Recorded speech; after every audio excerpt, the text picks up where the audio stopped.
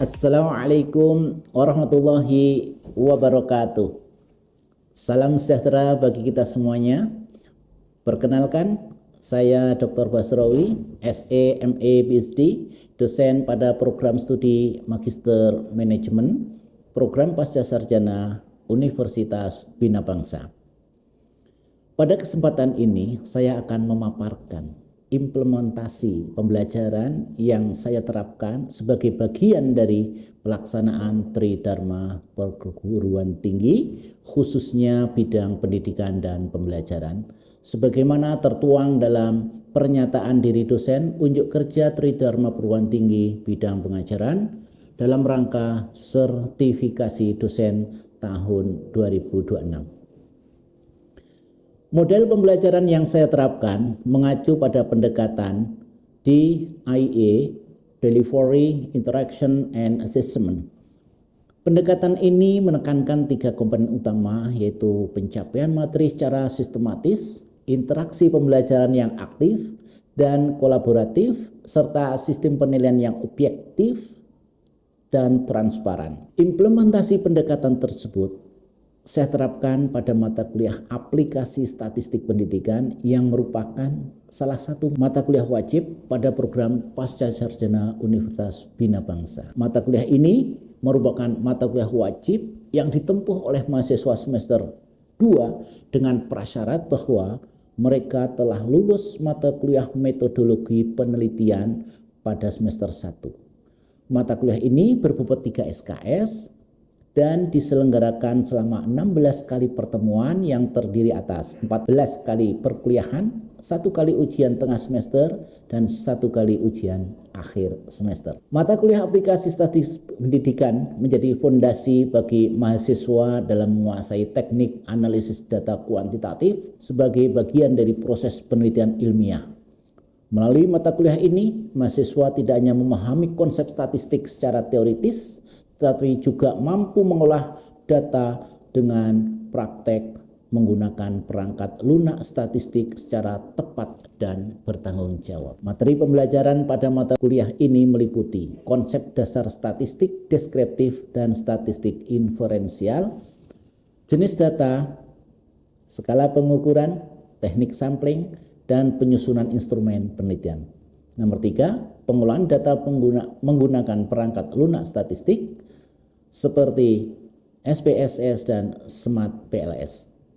Nomor 4, uji validitas, reliabilitas, uji outer model, uji inner model. Nomor 5, penyusunan laporan hasil analisis statistik sebagai bagian dari laporan penelitian dan publikasi ilmiah. Berdasarkan capaian pembelajaran program studi mata kuliah ini, untuk mendukung ketercapaian program learning outcome sebagai berikut. PLO pertama, menganalisis konsep, prinsip, dan metode statistik pendidikan sebagai dasar pengolahan, analisis, dan interpretasi data penelitian secara tepat dan ilmiah.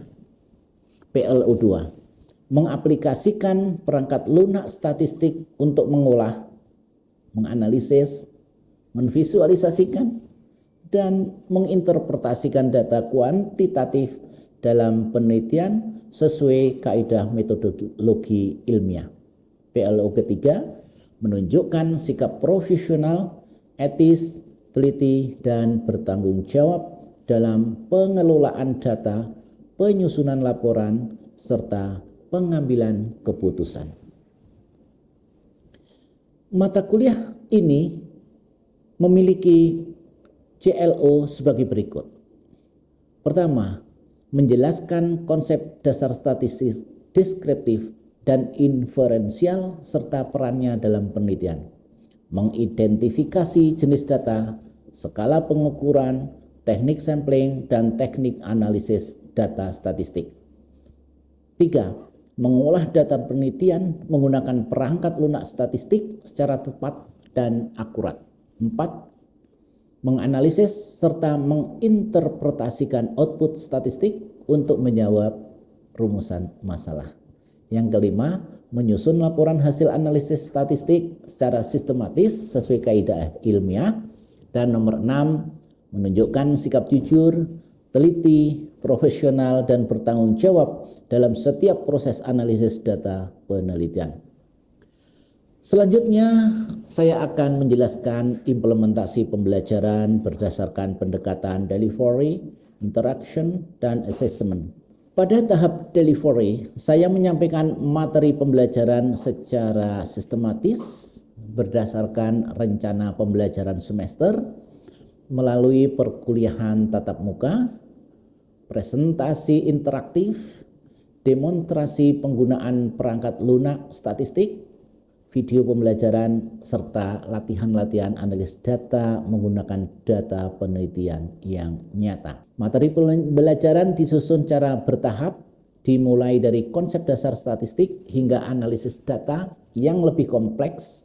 Melalui materi selalu dihubungkan dengan penerapan dalam penelitian sehingga mahasiswa mampu memahami hubungan antara teori statistik dengan praktek penelitian ilmiah. Referensi yang saya gunakan berasal dari buku-buku statistik pendidikan, metodologi penelitian, artikel ilmiah internasional, serta hasil penelitian yang telah saya publikasikan di jurnal nasional maupun internasional.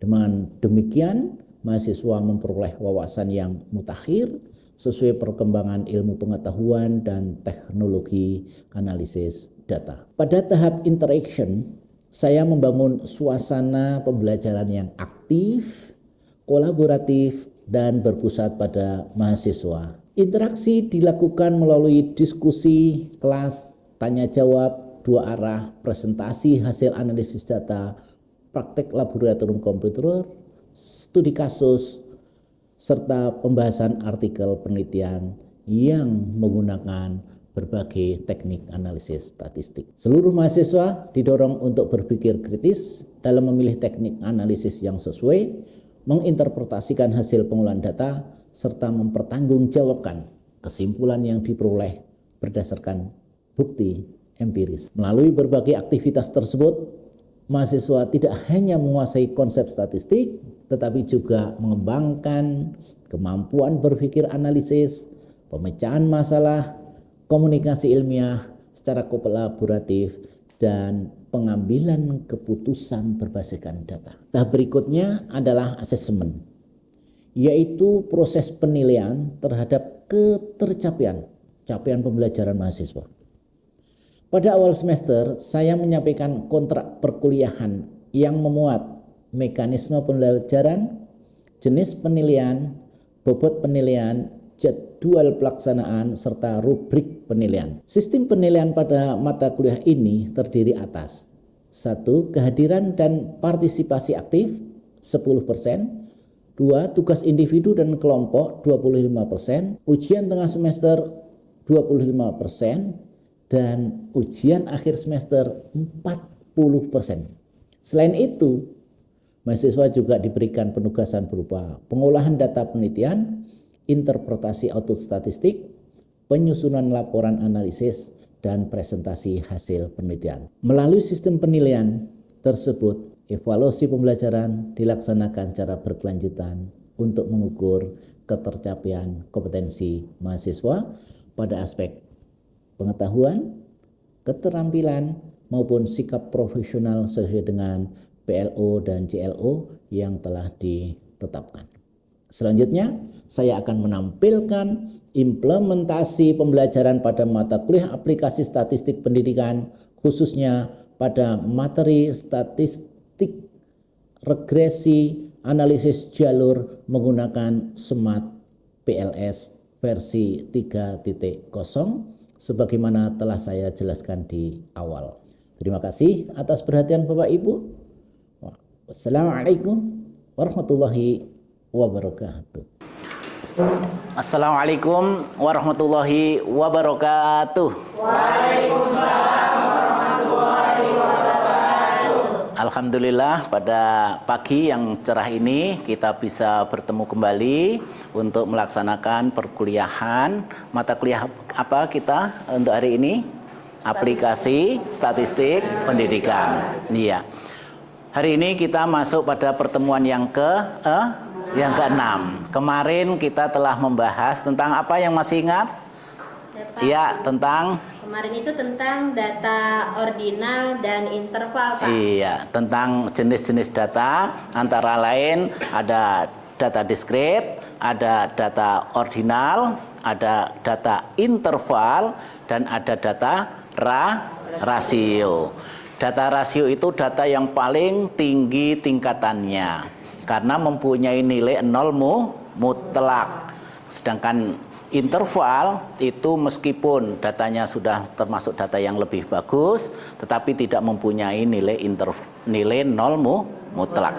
Baik, untuk hari ini kita akan membahas tentang pemanfaatan penggunaan aplikasi Smart PLS. Ya, Smart PLS itu yang paling umum digunakan adalah yang versi 3.0, tetapi saudara semuanya bisa menggunakan yang aplikasi Smart PLS versi 4.0 ya. Sudah diinstal semuanya? Smart PLS-nya sudah ya, bagus sekali. Jadi tidak boleh menggunakan Smart PLS yang free karena hanya bisa digunakan untuk 1 bulan dan hanya bisa digunakan untuk sampel berjumlah 99. Jadi data tesis Anda nanti itu pasti lebih dari 100, sehingga jangan menggunakan yang free atau trial ya. Baik. Jadi dalam Smart PLS ini kita akan bisa menggunakan aplikasi ini dengan baik, terutama dalam menganalisis tentang desain penelitian yang ada variabel mediasinya, ada variabel moderasinya, ada variabel interveningnya ya. Kunci variabel intervening itu menjembatani antara variabel independen dengan variabel dependent. Iya. Variabel independen itu apa? Variabel bebas. Sedangkan variabel dependent itu variabel yang terikat. Variabel yang tengah itu di sini namanya mediasi, ya. Bukan variabel moderasi. Saya ingatkan lagi, bukan variabel moderasi, tetapi mediasi. Yang memediasi, yang menengahi, yang menjembatani antara variabel apa ini? Independent dan variabel dependent. Dalam analisis yang akan kita bahas ini, yang variabel independen ini bisa juga disebut dengan variabel eksogen, ya. Sedangkan yang paling belakang independen ini bisa disebut dengan variabel apa? Endogen, ya. Yang di sini eksogen, yang belakang endogen, yang tengah mediasi, ya. Intervening sama saja. Mediasi, intervening itu sama saja. Baiklah, kalau begitu semuanya silahkan dibuka Smart PLS-nya. Kita langsung praktik untuk menggunakan aplikasi ini dengan sebaik-baiknya, ya. Semuanya harus pandai, harus lincah, harus pintar dalam menggunakan aplikasi Smart PLS ini, karena nanti seluruh tesis saudara-saudara semuanya itu minimal menggunakan structural equation modeling yang akan menggunakan aplikasi Smart PLS. Silahkan dibuka semuanya Smart PLS-nya. Bapak tunggu 1-2 detik ya. Silahkan dibuka. Sudah seperti ini semuanya? Sudah. Oke. Jadi langkah pertamanya kita akan memasukkan data yang sudah kita siapkan di Excel kita, ya. Ada yang sudah pernah latihan di rumah?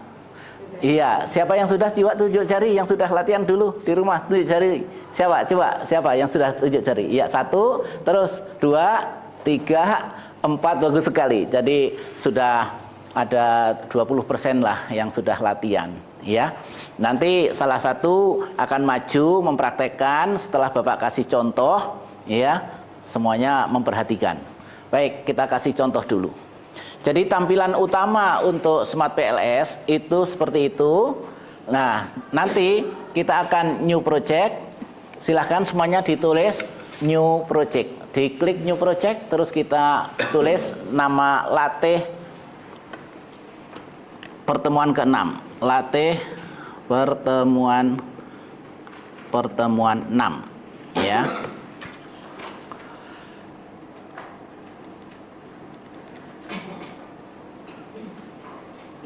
Terus kita tunjuk file yang akan kita gunakan untuk kita analisis, ya. File yang akan kita analisis kita gunakan. Kita data pakai ini ya semuanya. Dibuka data jurnal nasional.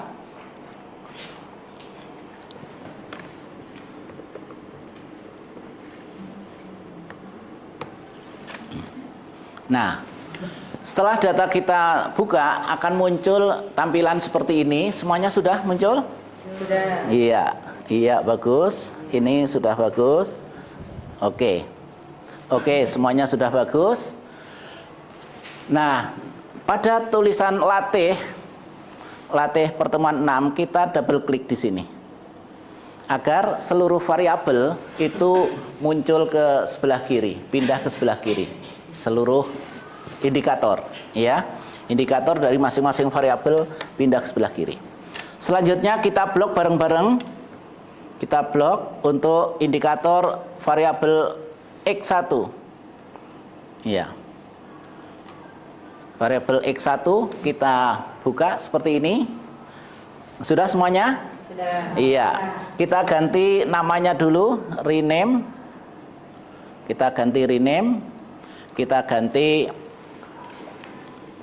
ini adalah kepemimpinan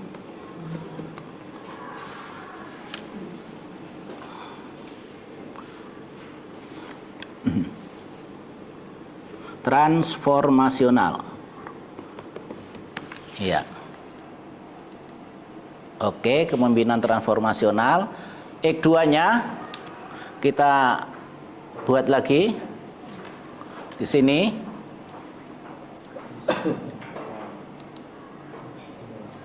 Ini menjadi lingkungan belajar.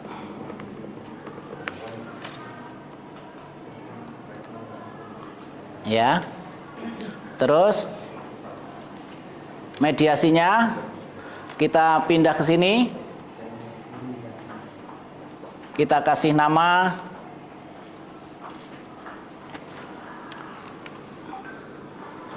semangat belajar. Ya. Ini kalau kepemimpinan transformasionalnya naik, semangat belajarnya siswa-siswa akan naik, lingkungan belajarnya bagus, semangat belajarnya akan bagus. Sehingga secara common sense, ya, penempatan variabel ini harus masuk akal. Dan juga banyak jurnal yang membahas tentang ini, yang mengatakan bahwa semakin bagus kepemimpinan transformasional, semakin tinggi semangat belajar. Banyak juga jurnal yang mengatakan semakin bagus lingkungan belajar, semakin tinggi semangat belajar. Ada pertanyaan sampai di sini? Ada yang kesulitan? Ya, ada yang kesulitan? Iya, silahkan. Bagaimana langkah pertama menggambar model penelitian di Smart PLS? Oke, jadi tadi bisa saya ulangi lagi. Jadi menggambarnya, yang pertama pokoknya kita blok saja, terus kita tarik. Ya, kita tarik. Kita lanjutkan sambil belajar, sambil menjawab. Terus untuk kuning ini kita bisa pindah ke atas, bisa pindah ke kiri, ke kanan, bawah, ya, ke kanan seperti ini. Nah, tetapi bisa kita tarik secara manual seperti ini agar tidak menghalangi garis nanti. Baru kita ambil semua indikator pada variabel Z-nya. kita tarik, ini cara memindahkannya seperti ini. Kita tarik. Nah, karena ini di paling ujung maka kita kasih ke right-nya. Ya. Sampai di sini semuanya coba sudah sama belum? Sudah ya? Sudah, iya. Sudah sama? Oke, bagus. Bagus. Iya, sambil jalan, ya. Pokoknya yang kesulitan tanya langsung, ya. Bagaimana cara membuat garis hubung antara variabel yang satu dengan variabel yang lain? Ya, kita praktekkan. Yang pertama kita klik untuk connected-nya, ya. Connected-nya kita tarik ke sini. Ini untuk hipotesis 1. Ini untuk hipotesis 2 atau rumusan masalah kedua. Ini untuk hipotesis ketiga atau rumusan masalah ketiga. Ini hipotesis keempat atau rumusan masalah keempat. Ini hipotesis kelima atau rumusan masalah kelima, ya. Oke. Semuanya sudah seperti ini? Iya. Iya. Jadi di sini kepemimpinan transformasional, lingkungan belajar, semangat belajar, ya nanti yang laten variabelnya itu akan kita rename menjadi prestasi belajar. Semakin tinggi semangat belajar, semakin tinggi prestasi belajar. Semakin bagus kepemimpinan transformasional guru dan kepala sekolah, semakin bagus prestasi belajar. Semakin bagus lingkungan belajar, semakin bagus prestasi belajar. Iya, jadi nanti kita cari penelitian terdahulu yang relevan untuk meyakinkan, membangun hipotesisnya agar hipotesis yang kita bangun menjadi hipotesis yang kokoh, ya. Hipotesis yang kokoh itu hipotesis yang apa? Yang dibangun dari teori yang kuat, ya. Dengan teori yang kuat akan menghasilkan hipotesis yang kuat. Mengapa harus membangun sebuah hipotesis yang kuat? Karena untuk menghindari kesalahan penelitian tipe 1. Kesalahan penelitian tipe 1 itu disebut alfa, yaitu membangun hipotesis yang salah. Kalau ini kan betul, semakin bagus lingkungan belajar, semakin bagus prestasi belajar. Tetapi kalau lingkungan belajarnya paling ujung, terus prestasi belajarnya di sini, itu yang disebut dengan kesalahan tipe 1. Kesalahan dalam membangun rumusan hipotesis. Ini yang disebut dengan alfa. Ini tidak boleh terjadi, ya. Nah, nanti akan terjadi analisis data yang salah kalau terjadi alfa. Oleh karena itu, kita harus membangun common sense dan hipotesis yang kuat. Setelah langkahnya ini, kita lanjutkan ke langkah calculate, ya. Langkah calculate. Baru kita pilih PLS algoritma untuk outer modelnya, ya. Terus kita start calculation. Ini hasilnya untuk outer modelnya, ya. Dari sini ada yang ingin ditanyakan? Silakan. Yang outer model ini nanti akan membahas tentang banyak aspek, tentang loading factor. Loading factor itu akan membahas tentang validitas. Validitas sebuah indikator, apakah dia valid atau tidak. Indikator yang valid itu indikator yang seperti ini. Kita lihat gambarnya, ya. Nah, indikator yang valid itu adalah indikator yang mempunyai muatan faktor atau loading faktor lebih dari 0,7. Ya, kita lihat. Yang kurang dari 0,7 itu untuk lingkungan belajar indikator nomor 1. Nanti kita ulangi outer modelnya tanpa menyertakan untuk PS1, lingkungan belajar indikator nomor 1. Sedangkan yang variabel Y, ya, ini untuk nomor 3. Nanti tidak perlu kita masukkan di outer model yang kedua. Untuk yang Z itu nomor 2 dan nomor 3. 35. Iya, 2, 3, 5. Ditulis nomor-nomor tersebut, nanti tidak usah dilaksanakan outer model, Ya. Oke, ada pertanyaan sampai di sini, silahkan. Iya, Mas. Pak, izin Ya. bertanya terkait dengan auto model. Saya ingin menanyakan terkait mengapa kita harus mengevaluasi auto model terlebih dahulu sebelum Iya. kita melihat hasil daripada hipotesisnya, Pak. Oke, baik. Bagus sekali pertanyaannya. Ada yang bisa menjawab? Silakan, yang bisa membantu jawab. Ada?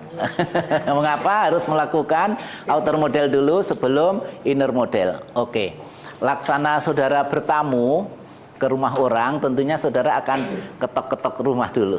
Tok tok tok tok. Apakah saya boleh masuk? Gitu. Terus kalau syarat masuk itu harus valid dulu, harus ganteng dulu, harus sisiran dulu, harus pakai baju rapih dulu. Seperti ini juga dalam analisis Smart PLS. Untuk bisa uji hipotesis, kita harus melakukan uji validitas butir terlebih dahulu. Ya, fungsinya outer model itu sebagai syarat untuk menguji apakah seluruh butir, seluruh indikator dalam setiap variabel itu sudah valid atau belum. Kalau masih ada yang belum, itu belum boleh masuk ke inner model. Jadi harus diulangi tanpa menyertakan nomor-nomor yang tertentu. Silahkan dicatat sebentar. Nomor X21, XZ-nya nomor 3, Z-nya nomor 2, 3, 5. Iya. Oke. Ya. Untuk materinya untuk hari ini mungkin sampai di situ, tapi sebelum mata kuliah ini kita tutup, saya akan menyampaikan post test terlebih dahulu. Iya. Ada berapa analisis dalam Smart PLS? Tunjuk jari. Ada berapa analisis dalam Smart PLS? Awalnya ada O dan yang nomor 2 ada awalnya I. Ayo, siapa yang bisa jawab? Iya, silahkan. Yang satu outer model. Yang kedua inner model. Kita beri aplaus luar biasa. Terima kasih. Sekarang nomor 2. Mengapa sebelum melakukan analisis inner model kita harus melakukan outer model terlebih dahulu? Untuk apa outer model itu? Minimal satu alasan. Yuk, siapa yang bisa menjawab? Silahkan. Tadi untuk menguji apa outer model itu?